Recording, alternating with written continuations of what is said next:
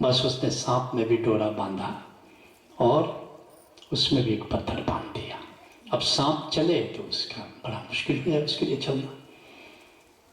और सब वो फकीर देख रहा था। जब लौट करके घर आया वापसी, बच्चा सो रहा है, उसने उसकी पीठ पर 5 किलो पत्थर बांध दिया सोते में। और वो बच्चा रात में नींद टूटी, उठा तो देखा पत्थर बंधा हुआ है।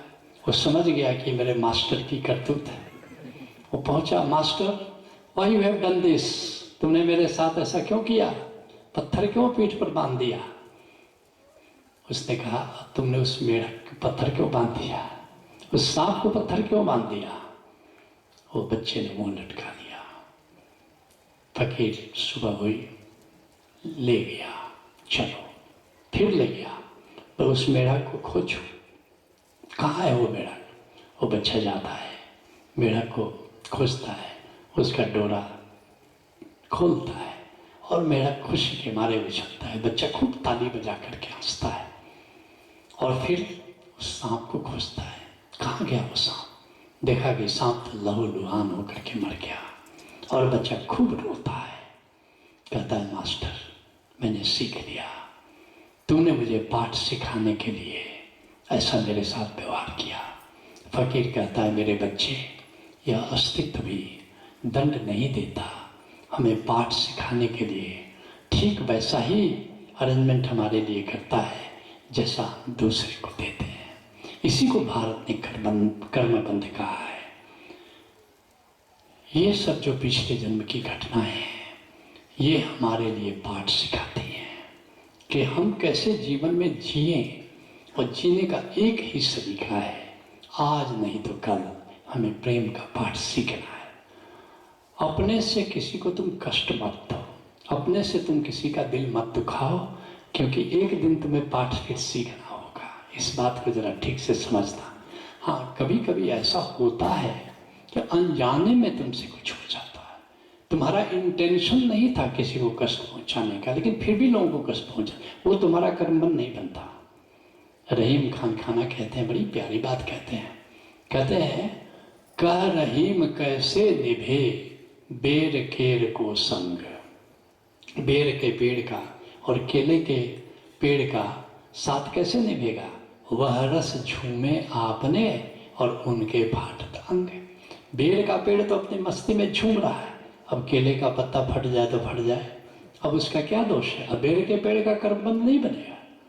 तो इसलिए अगर तुम्हारा इंटेंशन सही है, तुम्हारा इंटेंशन प्रेम है, हो सकता है उसके कारण किसी को कष्ट हो जाता हो, उसमें तुम दोषी नहीं होते हो, उसमें तुम दोषी नहीं होते हो। लेकिन हम में से बहुत लोग जानबूझ करके भी दूसरे को कष्ट देते हैं।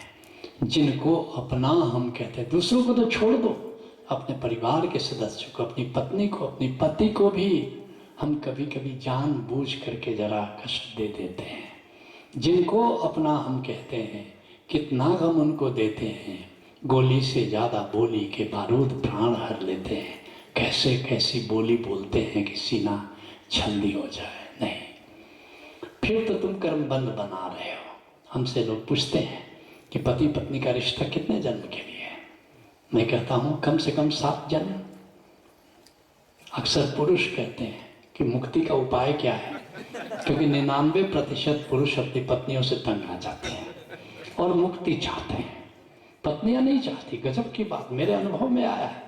पत्नियों से पूछता हूँ इस पति से मुक्ति चाहिए कि नहीं, उनकी नहीं चाहिए।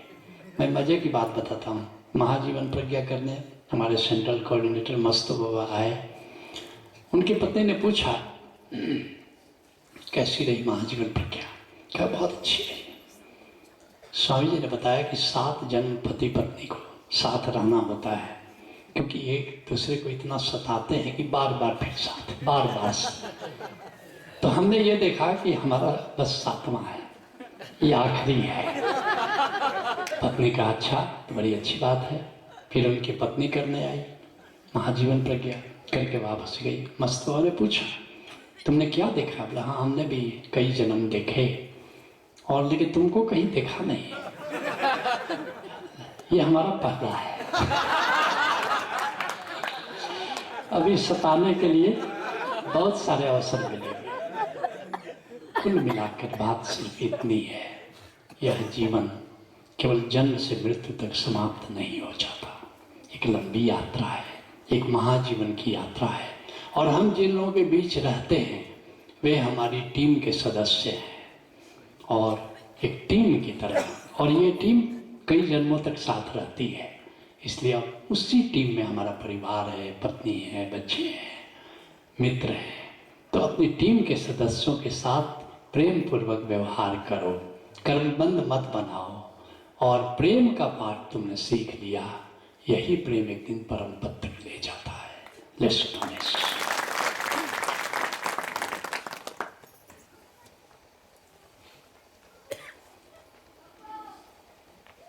स्वामी आनंद निर्मल किधर है? राइट।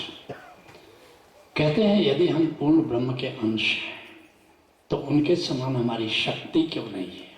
कृपया बताने की अनुकंपा करें। मंसूर ने कहा था अनलग, मैं भी ब्रह्म हूं। ऋषियों ने कहा अहम ब्रह्मास्मि। मंसूर को लोगों ने कहा कि तुम ब्रह्म हो तो एक चीटी बना करके दिखाओ, और नहीं तो हम चीटी जैसा तुम्हें मारेंगे। तो चीटी बना नहीं सका। अगर मैं मंसूर की तरह होता तो मैं कहता क्वालिटी में मैं ब्रह्म हूं, क्वांटिटी में नहीं। और इस क्वालिटी से बहुत फर्क पड़ जाता है। जैसे एक बूंद है और एक सागर है। सागर की जो क्वालिटी है H2O, जो उसकी रचना है, वही बूंद की रचना है, ठीक वही रचना है। जो जैसे नींबू का पेड़ है तो नींबू की पत्ती में भी वही स्वाद है जो कि नींबू के फल में है, नींबू के डाल में है। लेकिन नींबू की पत्ती और जो पेड़ है नींबू का, दोनों क्वांटिटी में फर्क है। क्वांटिटी में फर्क से बात बदल जाती है। जैसे पानी है, पानी आहार में पानी है, लेकिन इस आहार में इतना पानी नहीं है कि तुम डूब जाओ। लेकिन यही सागर में चले जाओ, पानी तो वहाँ भी है। नदी में चले जाओ, पानी तो वहाँ भी है। वहाँ सागर भी, जो हाथी भी डूब जाएगा। क्यों डूब जाएगा? क्वालिटी तो एक है, लेकिन क्वांटिटी का फर्क हो गया। अब एक सुई है, सुई में लोहा है, और एक घन है, वो भी लोहा है। अगर एक सुई तुम्हारे माथे पर मारा जाए तो चोट भी शायद ना लगे, और एक घन माथे पर मारा जाए तो क्या हो जाएगा? राम नाम सत्य। देखते हो, क्वालिटी के कारण फर्क पड़ गया, क्वांटिटी के कारण फर्क पड़ गया। तो ठीक ऐसे ही हम पूर्ण ब्रह्म के अंश तो हैं। हमारी क्वालिटी सच्चित आनंद है, और यही ब्रह्म की क्वालिटी है कि वो भी सच्चित आनंद है। लेकिन क्वांटिटी के कारण बहुत फर्क पड़ गया, बहुत फर्क पड़ गया। प्रकाश है, जो दिया का प्रकाश है वही सूरज का प्रकाश है, लेकिन क्वांटिटी सूरज के प्रकाश से, देखो कितने ग्रह में उजाला फैला हुआ है कि एक दिया का प्रकाश कितनी दूर तक ले जाएगा। तो इस बात को अगर ठीक से समझ लोगे कि ये क्वालिटी। नंबर 2, हम अंश हैं, लेकिन अंश के साथ साथ 5 तत्वों की माटी में सने हुए हैं। ब्रह्म किसी माटी में सना हुआ नहीं है, वह प्योर है। और जब वो प्योर है तो दुखी क्यों होगा? हम इम्प्योर हो गए हैं, इसलिए दुखी हैं। हमारे साथ काम, क्रोध, लोभ, मोह, ईर्ष्या, द्वेष, ये सारी चीज़ें आ गई हैं। ये 5 तत्व आ गए हैं, 24 प्रकृतियाँ आ गई हैं, 3 गुण आ गए हैं, जिसको संत कहते हैं तमोगुण, सतोगुण, रजोगुण। तो ये 25 प्रकृतियाँ और 3 गुण और 5 तत्व, 5 तत्व परिकीर्त 25, ऐसा संतों ने कहा है। ये जो सब मिलावट हो गई है, इसके चलते ये जो हमारा अहंकार आ गया, हमारा मन आ गया। ब्रह्म के पास ये अहंकार तो नहीं है, ब्रह्म के पास ये काम, क्रोध, लोभ, मोह, ईर्ष्या, द्वेष तो नहीं है। तो निश्चित रूप से इसके कारण फर्क आ गया है, हम दुखी। लेकिन ब्रह्म ने एक मार्ग दिया है संतों के माध्यम से, तुम भी अपने इन विकारों से मुक्त हो सकते हो। जान लो कि मैं आत्मा हूँ। जिस दिन तुम जान लेते हो आत्म तल पर जीना शुरू कर देते हो। 5 तत्वों से पार, 3 गुणों से पार, 25 प्रकृतियों से पार तुम वहाँ हो जहाँ केवल आत्मा होने का एहसास है, और ये आत्मा ही परमात्मा है। मोहम्मद साहब कहते थे ये रूह ही खुदा है। जिस दिन रूह के रूप में जीना शुरू कर देते हो, जिस दिन आत्मा के रूप में जीना शुरू कर देते हो, उस दिन तुम्हें भी कोई दुख नहीं रहता। तुम सारे दुखों के पार उस चिदानंद में स्थापित हो जाते हो। लेट्स कॉलेज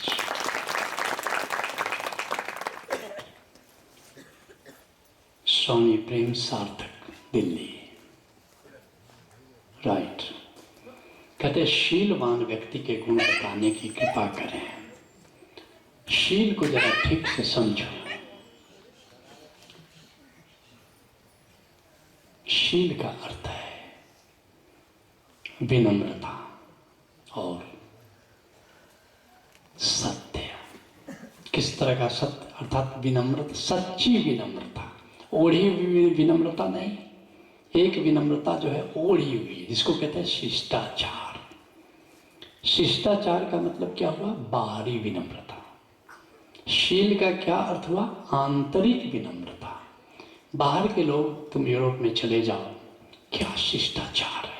वहाँ पति पत्नी भी एक दूसरे से बड़ी शिष्टता के साथ व्यवहार करते हैं, लेकिन शिष्टाचारशील नहीं है। जैसे कोई व्यक्ति तुम्हारे पास सुबह सुबह पहुंचा, तुम मन में क्या सोच रहे हो? बिना खबर दिए ऐसे पहुंच गया। बाहर से क्या कहता? आइए आइए, आप ही का इंतजार कर रहे। अब ये देखो, एक पाखंड हो गया। एक बड़े मजे की बात बताता हूँ। हमारे एक प्रोफेसर थे, प्रोफेसर PR प्रसाद। वो माइनिंग इंजीनियरिंग के प्रोफेसर थे Indian school of mines Dhanbad में। तो उनकी आदत बोल करके सोचने की थी। तो पुस्तकालय में बैठे हुए थे, तो मैं भी पहुंच गया। तो उन्होंने कहा अच्छा आइए बैठ जाइए, आइए बैठिए। अब कहाँ से ये सज्जन पहुंच गया, और मैं भी वो भी सुन रहा। अब मैंने कहा कि नहीं कोई बात नहीं, मैं उधर जाता हूँ। नहीं, आपके रहने से मुझे कोई कष्ट नहीं है, कोई बाधा नहीं है, आप बड़े प्यारे व्यक्ति हैं। कष्ट तो हो रहा है, लेकिन करें तो क्या। अब मेरी हालत सोचो, क्योंकि वो जो सोच रहे हैं उनकी आदत ही बोलने की थी। अब थोड़ी देर के लिए मैं बैठ गया और पढ़ने लगा कुछ। अब ये पता नहीं कब जाएंगे। नहीं, आप आराम से बैठिए। और उन्होंने आधा घंटे तक मुझे उठने नहीं दिया, लेकिन वो जो विचार कर रहे थे वो भी मुझ तक पहुंच रहा था। वो आधा घंटा में क्या पढ़ता क्या करता, पता जीवन भर भूल ही नहीं पाता हूँ। तो ऐसे ही हम सब हो गए हैं। फर्क इतना ही है कि वो बोल करके अपने विचार को बता रहे हैं, बाकी सब नहीं कर रहे। नहीं, ये शिष्टाचार है, ये शील नहीं है।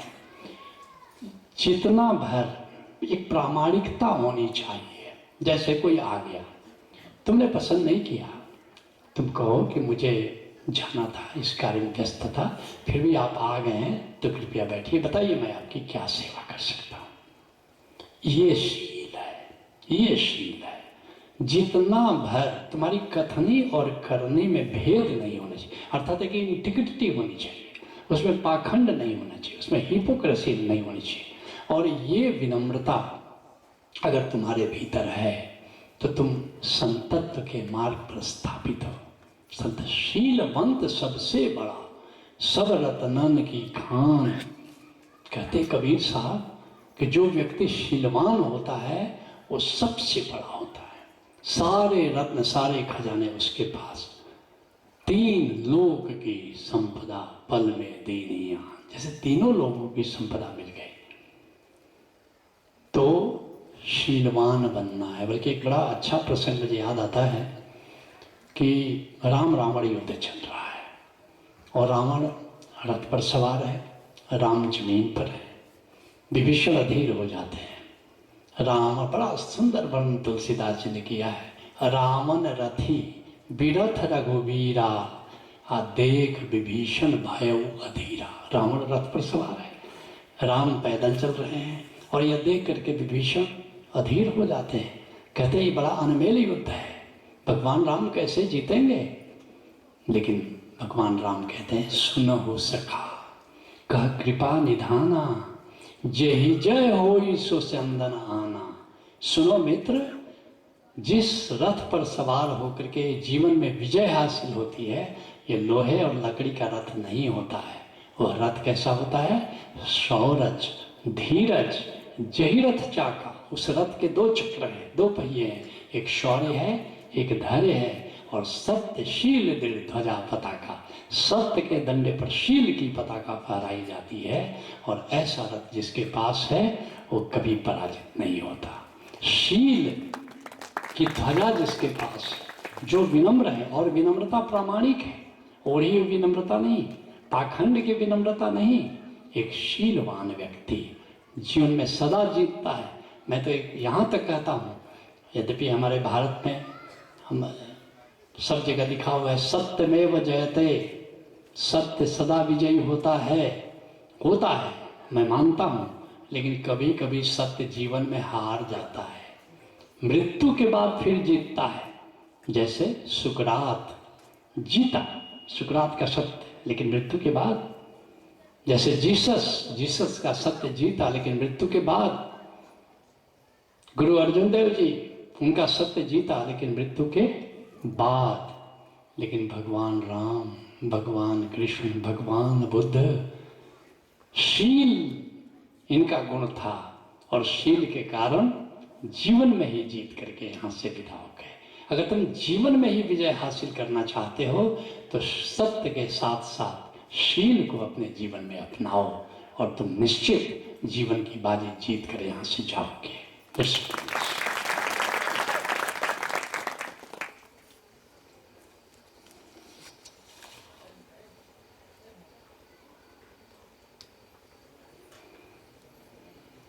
हीना, विपरीत परिस्थितियों में जब दिल और दिमाग काम करना बंद कर दे तो हमें क्या करना चाहिए? सूत्र बताने की कृपा करें। पहली बात, परिस्थितियां हमेशा बदलती रहती हैं, कभी अनुकूल होगी, कभी प्रतिकूल होगी। विपरीत परिस्थितियों में शांत रहने का एक ही तरीका है, तथाता। तथाता का क्या अर्थ हुआ? स्वीकार भाव नहीं। जब विपरीत फल मिलता है तो विपरीत फल के दुख से मुक्त होने का उपाय है स्वीकार भाव। कल मैं समझा रहा था, स्वीकार भाव क्या हुआ? कभी अनुकूल फल होगा, कभी प्रतिकूल फल होगा, तो चलो हम प्रतिकूल फल का भी स्वीकार कर लेते हैं।